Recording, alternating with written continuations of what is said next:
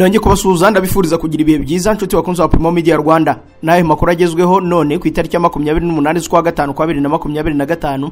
General Richard Kabarebe ari Kampala mu nama y'umutekano kuri Republika ya Demokarasi ya Kongo. Umujyi wa Kigali wo urasaba abatwara imodoka kureka ingendo zitari ngombwa. Amnesty International irashinja M23 gushimuta, gutoteza no kwica inzirakarengane mu burasirazuba bwa Kongo. President M23 mu rwego rwa politike Bertrand Bisimwa we yavuze ko ubutegetsi bwa Kongo ari igikoresho cya FDLR. Uburundi bwabujije abayobozi babwo gutega indege ya Rwanda. Naho muri Senegal ambasaderi wa Israel yasohowe nabi muri kaminuza yari yasuye. Amerika yahagaritse gahunda zo gusaba visa ku banyeshuri bose bo mu mahanga. Ngizo zimwe mu ngingo z'ingenzi zigize aya makuru mugiye kugezwa nanjye Jean Dodier Kanijabo mu kanya turayarambura. Mu ivuriro Everlife nahivurije umwijima, mivuriza n'iby'amabanga y'abashakanye. Bankoraho riraka n'abahanga pe. Nyuma yo kugira ikibazo cy'imisemburo mike bandangiye ivuriro Everlife ndarigana baramfasha, icyo kibazo kirakemuka. Nyuma naje kujyana n'umubyeyi wanjye afite ikibazo cya hypertension, ubu ngubu n'umuziba. Nashishikariza abantu bafite ibibazo by'imisemburo bigatuma batabyara, bigatuma imihango yabo itaza neza nkuko bikwiye, kuba mwagana ivuriro Everlife bakabafasha. Murakoze cyane. Ivuriro Everlife rikorera Nyabugogo imaze kuba ubukombe mu Rwanda no hanze yarwo mu kuvura indwara bakoresheje imiti y'ibimera kandi itunganyijwe neza mu buryo bw'ibinini, poudre cyangwa liquide. Hari abadogiteri batandukanye bagufasha kandi kiza nuko aho waba uherereye hose ku isi imiti yakugeraho, cyane ko bakorana na DHL. Mu ndwara bavura twavugamo nk'iz'imyororokere zose, kurangiza vuba no kubura ubushake, indwara zifata abadamu zose, igwingira ry'igitsina, indwara nk'umwijima, diabete, amara, igifu, asima. Abifuza kuva ku biyobyabwenge nabo barabafasha. Ku bindi bisobanuro wahamagara cyangwa ukandikira muganga. Everlife, icyizere cy'ubuzima.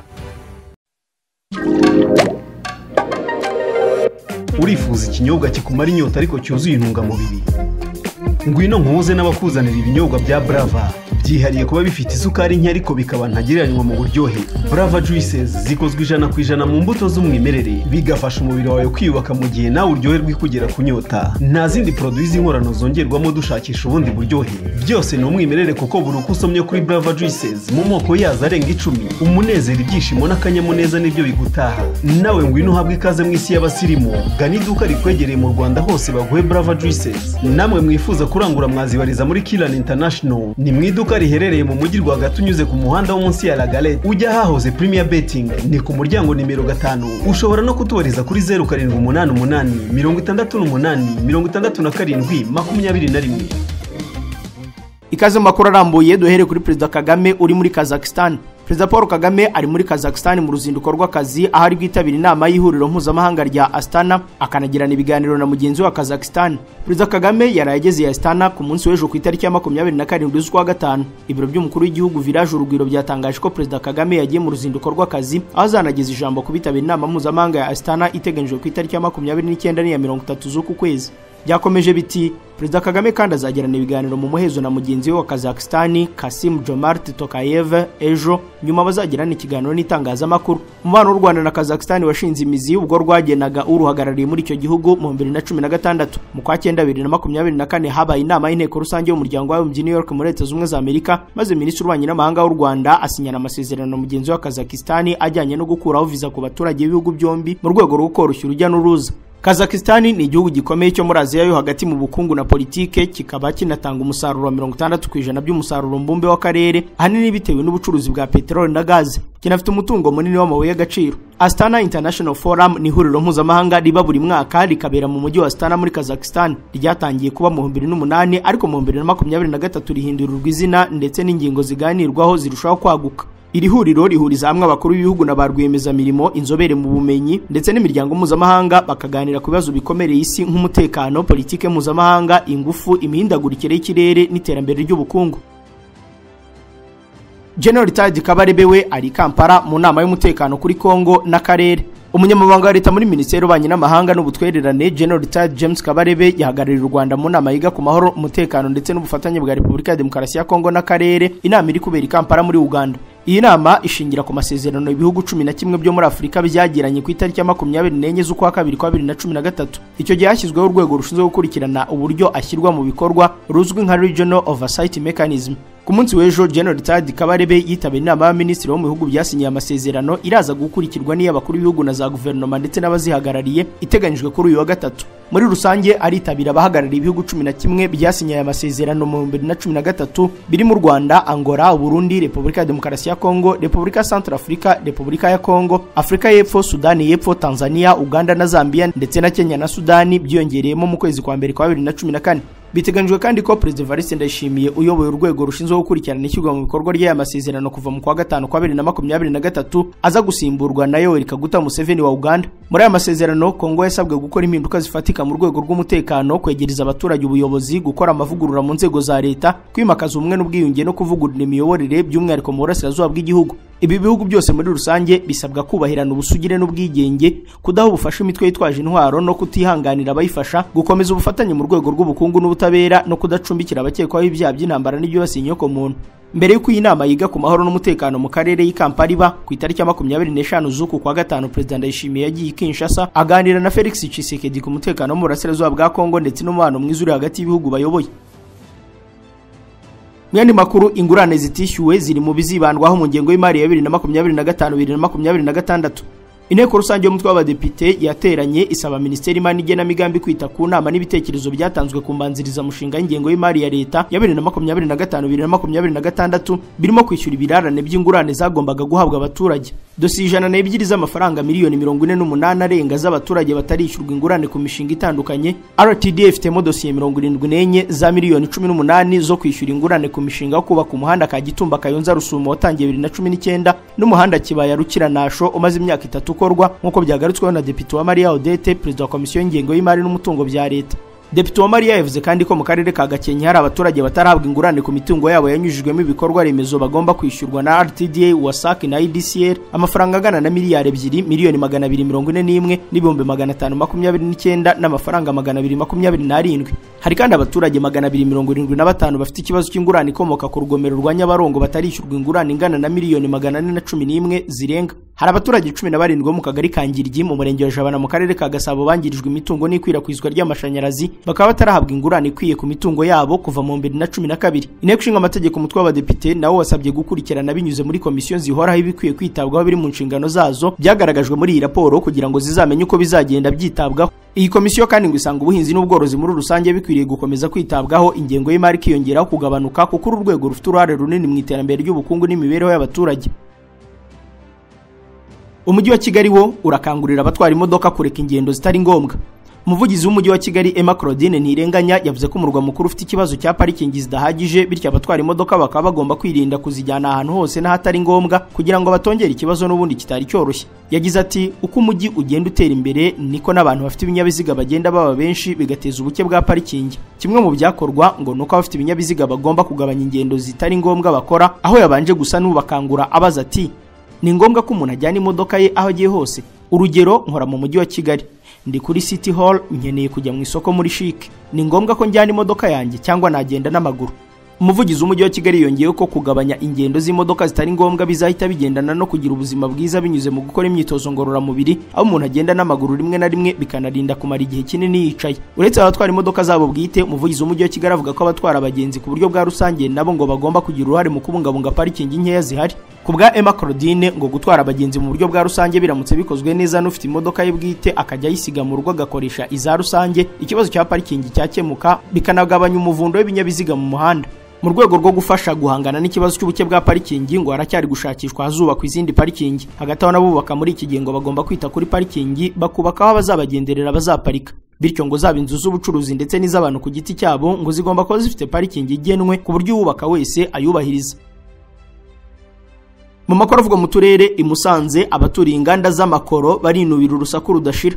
Abaturage b'umurenge wa Nkotsi mu kagari ka Bikara bamaze igihe binubira urusaku rukabije ruturuka ku mashini zitunganya amabuye y'amakoro, bagasaba ubuyobozi kubafasha gukemura icyo kibazo. Abafite amahoteli, ibigo by'amashuri birimo na kaminuza ndetse n'abaturage bavuga ko bamaze umwaka bagejeje ku buyobozi ikibazo cy'urusaku, bizezwa ko kizakemurwa ariko ngo birangirira mu magambo gusa. Hari urusaku n'ivumbi ryinshi bituruka kuri izo nganda zicukura amakoro, ubuyobozi bukaba bwarasabye ba nyiri inganda kubaka inkuta zikumira urusaku, bamwe barabyubahiriza abandi bavunira ibiti mu matwi.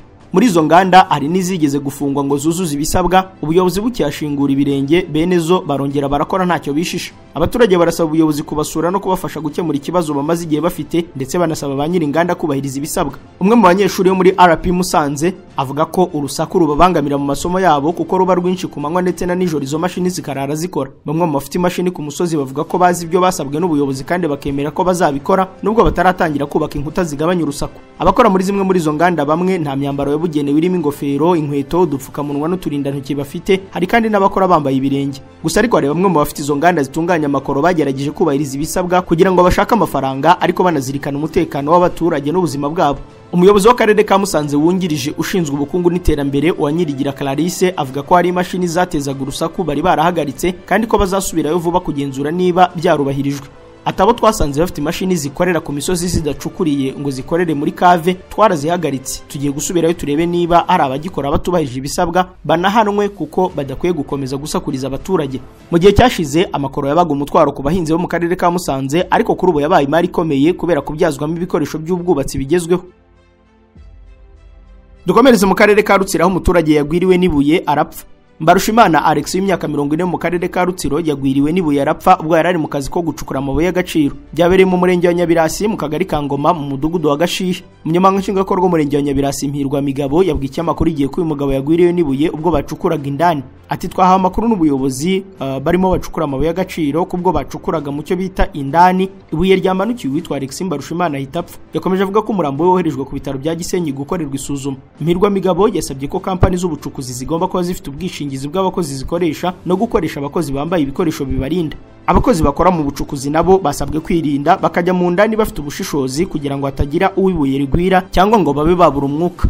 Mukanya ayo makuru turakomereza kuyavugwa hanze y'u Rwanda. Bahinzi borozi namwe bashoramari muri izo nzego ntibikiri ngombwa kugurisha umusaruro wanyu cyangwa iri muri stoke muvuye aho muri. Ukimenya urubuga AfriSellers ubutandukanye n'ingendo wakoraga no kwibazaho umusaruro wawe uzagurishirizwa kugeza naho gupfiriyeho. AfriSellers ni urubuga ruhuza bifuza kugura no kugurisha umusaruro w'ibikomoka ku buhinzi n'ubworozi aho baherereye hose ku isi. Uramutse ufite depo y'ibigori cyangwa ibindi binyampeke ntuzirirwe ushaka isoko kuko ukiza umusaruro kuri AfriSellers dufatanya kumushakira bawugura kandi bikamufungurira imiryango ku bafite amastoke bari hanze bakeneye umusaruro bikomoka muri Afrika. Namwe abari muri diaspora uru rubuga rubereka umusaruro uri ahantu hatandukanye muri Afrika ku biciro bibanogeye. Wifuza kandi kugura umusaruro bikomoka ku buhinzi n'ubworozi aho uri hose ku isi ntuzava aho uri, uzasure AfriSellers. Abifuza ko tubashyirira uwo musaruro ku isoko cyangwa bifuza kuwugura nimusure urubuga rwacu wa eshatu @AfriSellers.com. Hari ibyo wifuza kurangura cyangwa kugurisha mu bihugu bigize Afrika y'Iburasirazuba nk'umuceri wa Tanzania, kawunga y'Ubugande, ikawa yo mu Rwanda n'ibindi, nawe tugane. Namwe mufite ibindi bicuruzwa mwifuza gushyira kuri uru rubuga cyangwa ushaka guhimbira akazi ku rubuga rwacu muhawe ikaze. Ku bindi bisobanuro mwaduhamagara cyangwa mukatwandikira kuri nimero mubona kuri screen. AfriSellers, selling with us is leading the market.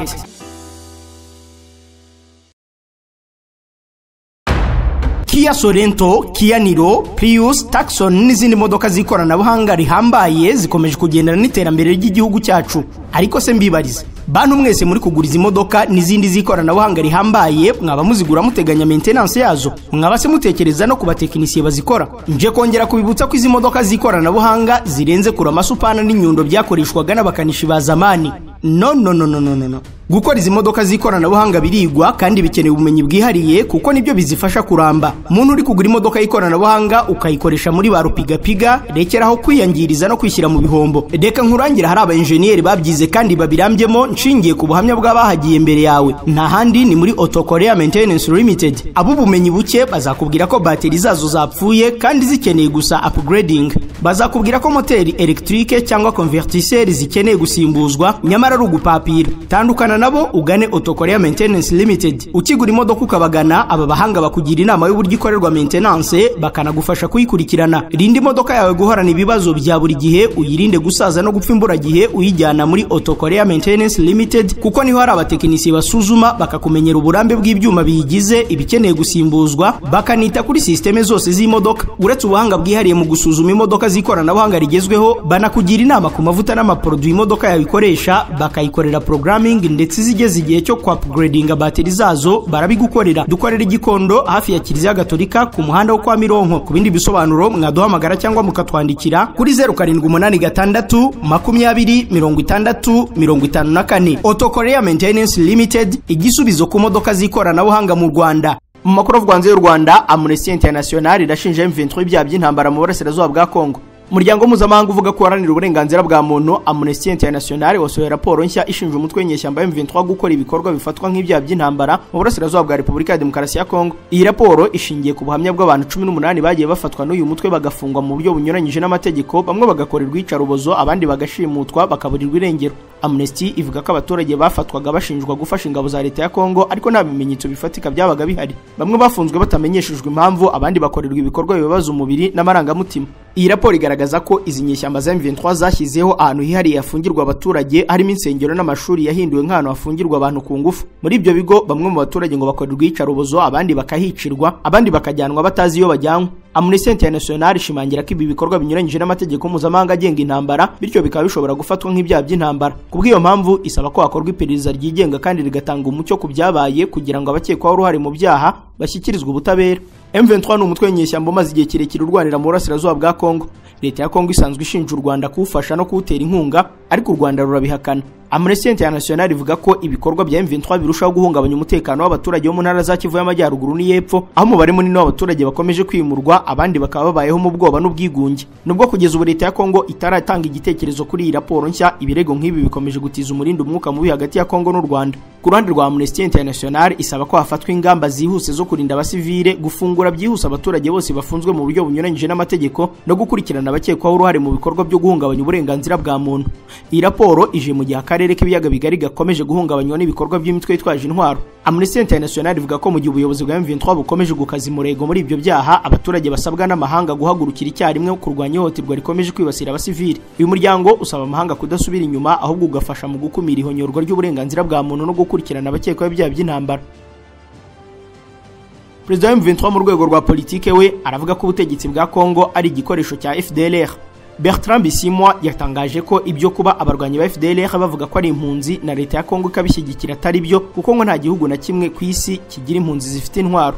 Ati nge sinigeze mbona impunzi zifite intwaro mu gihugu, ntabwo bibaho. Kinshasa ikoresha abana b'impunzi z'abanyarwanda ikabashyira mu gisirikare. Sinigeze mbona impunzi zifata ubutaka bw'igihugu kizicumbikiye zikaba ba nyirabwo. Yasobanuye ko abana bavukiye mu mashyamba ya Kongo ahakorera FDLR bahawe imyitozo ya gisirikare ndetse batozwa kwanga abatutsi bo muri iki gihugu no mu Rwanda, bahinduka abagome bahora bifuza gukora ubugizi bwa nabi. Bisimwa yatangaje ko ategereje kubona leta ya Kongo iburanisha abarwanyi ba FDLR kubera ibyaha bakoreye muri iki gihugu birimo ubwicanyi no gusahura imitungo, ariko anagaragaza gushidikanya ashingiye ku kuba abanyapolitike bayoboye iki gihugu bakorera uyu mutwe. Ati abanyapolitike bakorera FDLR muri iki gihugu, dukwiye kuvuga ibintu uko biri, kugeza aho bashyigikira ubutumwa bwayo, kugeza ubwo baba umuvugizi wayo. None ubwo ninde ukorera undi? Ni ikibazo mu by'ukuri. Ni leta ya Kongo amwe na societe civile n'imitwe yitwaje intwaro bakorera FDLR. Uko niko kuri. Yasobanuye ko kubirenze gukorera FDLR byageze naho Perezida Tshisekedi wa Kongo asezeranye umutwe kuwufasha gukuraho ubutegetsi bw'u Rwanda. Bisimwa yatangaje ko abarwanyi ba M23 biyemeje guhagarika ubugizi bwa nabi bwa FDLR muri Kongo n'ubutegetsi bubi bufasha uyu mutwe w'iterabwoba.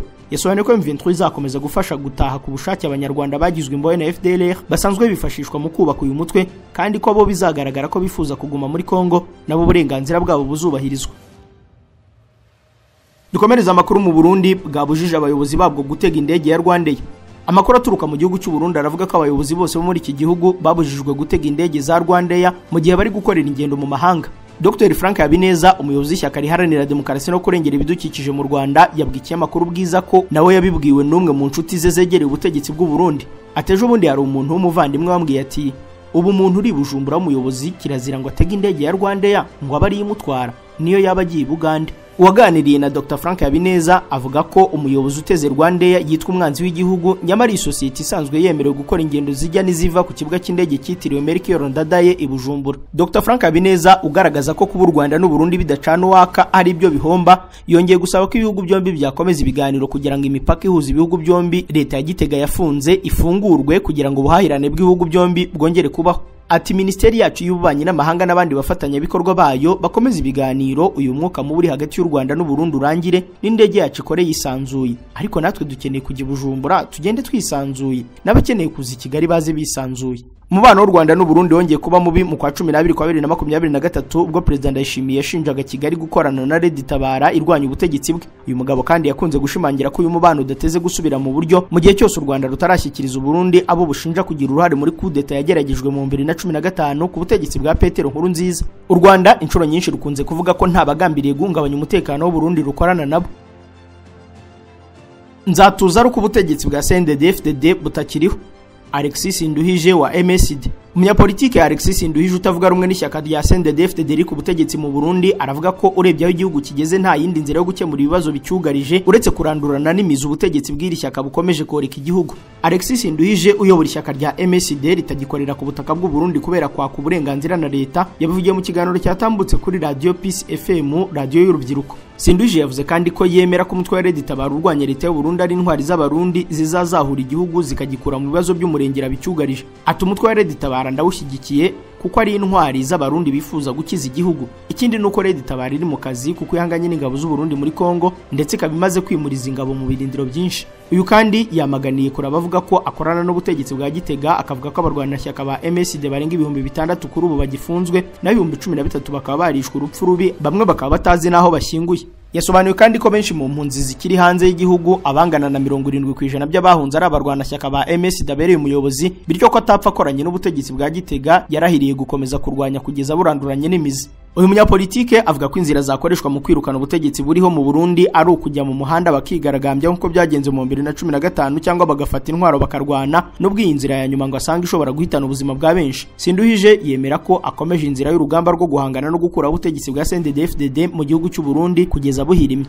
Kugeza ubu ntacyo ubutegetsi bw'u Burundi buratangaza ku byavuzwe n'uyu munyapolitike batavuga rumwe. Naho umudepite yafunzwe akekwaho diplome y'impimbano.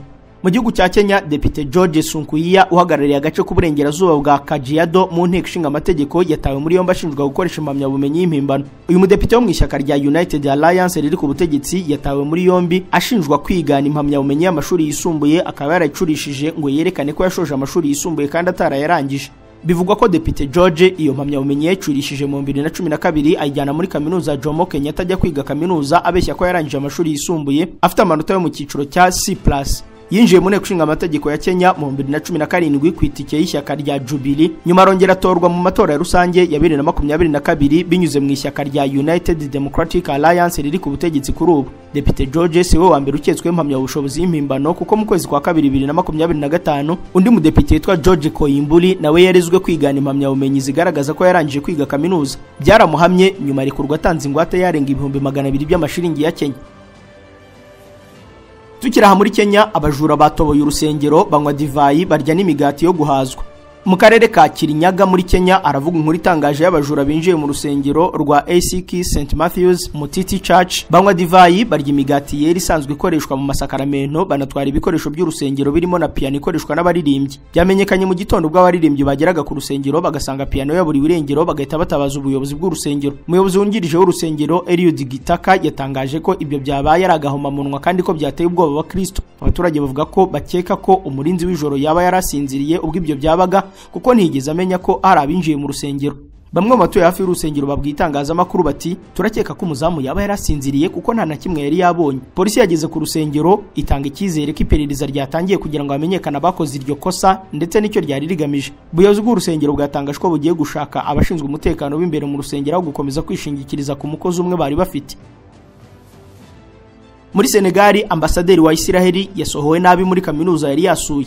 Ambasaderi wa Israel muri Senegal Yuval Wax yahatiwe gusohoka muri campus ya kaminuza Dakar nyuma yuko abanyeshuri bigaragambirije kuhagera kwe baririmba indirimbo zo gushyigikira Palestine nk'uko amashusho yakwirakwijwe ku mbuga nkoranyambaga abigaragaza. Ambasaderi Yuval yari yatumiriwe kuvuga ijambo mu nama yerekeye imikoranire y'ububanyi n'amahanga muri kaminuza Cheikh Anta Diop, ishuri rikuru rikomeye kandi rinini muri iki gihugu. Ariko agezeyo abanyeshuri benshi bateraniye hanze yahabereye inama bararirimba bati Palestine yigenga, Gaza yisanzuye na Israel n'umunyabyaha w'intambara. Inkuru ya Anadolu Agency ivuga ko amavideo yasangijwe kuri internet yerekana abanyeshuri bazunguza amabendera ya Palestine banasakuza cyane bakabuza ambasaderi Yuval wa Israel ugenwe vuba kuvuga ijambo rye. Yuval Wax yaherekejwe n'abashinzwe umutekano maze asohoka muri campus nta jambo avuze. Abigaragambya bakomeje kumukurikira bavuza induru kandi bazunguza amabendera nawe aragenda. tariki ya 8 z'ukwezi kwa gatanu uyu mwaka nibwo Yuval Wax usanzwe ari ambasaderi wa Israel udatuye muri Gambia, Guinea Bissau, Cape Verde na Chad yashyikirije perezida wa Senegal Bassirou Diomaye Faye ibyangombwa bimwemerera guhagarara igihugu cye muri Senegal. Dusoreza aya makuru kuri Amerika yahagaritse gahunda yo gusaba visa ku banyeshuri bo mu mahanga. Ubutegetsi bwa Donald Trump bwategetse ambasade z'iki gihugu guhagarika guha gahunda abasaba visa z'abanyeshuri mu gihe burimo gutegura gukaza uburyo bwo gusuzuma imbuga nkoranyambaga zabo basaba. Mu nyandiko yoherejwe za ambasade za Amerika, Minisitiri w'Ububanyi n'Amahanga Marco Rubio yavuze ko ibyo bigomba kubahirizwa kugeza hatanzwe andi mabwiriza. Ubwo butumwa buvuga ko kugenzura imbuga nkoranyambaga bizakazwa ku basaba visa z'abanyeshuri ibishobora guha akazi kanini za ambasade za Amerika. Ibi bije mu gihe ari ubushyamirane hagati ya Trump na zimwe muri kaminuza zikomeye muri Amerika wabona ko ziri ku ruhande rumurwanya. Trump avuga ko zimwe muri izo kaminuza zaretse kuri campus zazo akaba ibikorwa byo kwanga no kwibasira abanya-Israeli kandi ngo zikaba zifite uburyo burimo ivangura mu kwemerera abanyeshuri kuzigaho. Iyi nyandiko ya Minisiteri y'Ububanyi n'Amahanga yategetse ambasade za Amerika guhagarika basabye gahunda appointments zo kwaka visa zari zitaremezwa, ariko ngo abari barahawe gahunda bategereje izo zo zigomba gukomeza. Iyo nyandiko yo mu rwego rwa diplomasi ivuga kandi ko Minisiteri y'Ububanyi n'Amahanga irimo gutegura uburyo bwagutse bwo kugenzura imbuga nkoranyambaga no gushakisha amakuru ku banyeshuri bose basaba visa. Cyakora iyi nyandiko ntabwo ivuga icyo uko gushakisha amakuru kuzaba kureba. Abanyeshuri bo mu mahanga bifuza kwiga muri Amerika ubusanzwe basaba igihe bazakorera interview kuri ambasade ya Amerika mu bihugu byabo mbere yuko byemezwa. Amashuri menshi acungira ku mafaranga yishyurwa n'abanyeshuri bava mu mahanga kuko akenshi bishyura arenza y'abanyamerika. Kuwa kabiri abajijwe ku bya visa ku banyeshuri, umuvugizi wa Minisiteri y'Ububanyi n'Amahanga Tammy Bruce yabwiye abanyamakuru ati dufata nk'ikintu gikomeye gushaka amakuru ku muntu uje mu gihugu kandi ibyo tuzabikomeza. Ubutegetsi bwa Trump bwahagaritse miliyoni amagana z'amadolari z'inkunga leta yahagaza kaminuza kandi butangira ibikorwa byo gusubiza iwabo abanyeshuri mu gihe abandi ibihumbi visa zabo zateshejwe agaciro. Byinshi muri ibi bikorwa inkiko zari zabihagaritse. White House, ibiro bya perezida wa Amerika, ishinja zimwe muri kaminuza muri Amerika ko zishyigikira ubuhirimbanyi bushyigikira abanya-Palestine kuri campus zazo n'ibikorwa by'urwango ku banya-Israeli. Amashuri makuru ashinja ubutegetsi bwa Trump gushaka guhungabanya uburenganzira bwo kwisanzura mu gutanga ibitekerezo. Kaminuza ya Harvard niyo yibanzweho mu kibazo Trump avuga ko kiriho. Mu cyumweru gishize ubutegetsi bwa Trump bwambuye Harvard ububasha bwo kwakira abanyeshuri bo mu mahanga cyangwa kwakira abashakashatsi bo mu mahanga. Umucamanza ku rwego rw'igihugu yahagaritse icyo cyemezo cya leta. Icyo cyemezo cya leta nicyemezwa gishobora kuba ikibazo gikomeye kuri iyo kaminuza, aho hejuru ya 1/4 cy'abanyeshuri biga muri yo ari abanyamahanga. Shitwakunze wa Primo Media Rwanda, iki cyemezo cy'ubutegetsi bwa Donald Trump cyo guhagarika gahunda zo gusaba visa ku banyeshuri bo mu mahanga nicyo dusoreje amakuru ari kugarukaho. Reka mbashimire kwa mwana muyakurikiye, mbararikire gukomeza kureba n'ibindi biganiro bikuru urubuga. Mugira amahoro. Kwimuka ni kimwe mu bigora abantu benshi muri iki kinyejana. Ngaho ngo suriya mudasobwa, flash disk cyangwa se ngo igitabo cy'ubucuruzi, hakaba nabimuka bava mu rugo rumwe bajya mu rundi, batikanya ibiyiko cyangwa se kumva ngo amaburo y'igitanda yabuze n'ibindi bitesha umutwe batari bake. Niba nawe byajyaga bikugora, humura igisubizo cyabonetse. Royal and Pro Limited, iyi ni company izobereye mu kwimira ibikoresho by'abantu, byaba ibyo mu mabiro, ibyo mu bigo ndetse n'iby'abantu ku giti cyabo. Wari uzi ko ushobora kutwereka inzu wari utuyemo, wowe ukigira mu mirimo yawe, wataha ukinjira mu yindi, kandi ibikoresho byawe byose twabishyize ku murongo. Wowe ukeneye kwimuka, tugane tugufashe, ucukubiri na stress byajyaga bigutera. Ukeneye ibindi bisobanuro, waduhamagara kuri 07 85 56 82 20. Royal and Pro Limited, turi professional.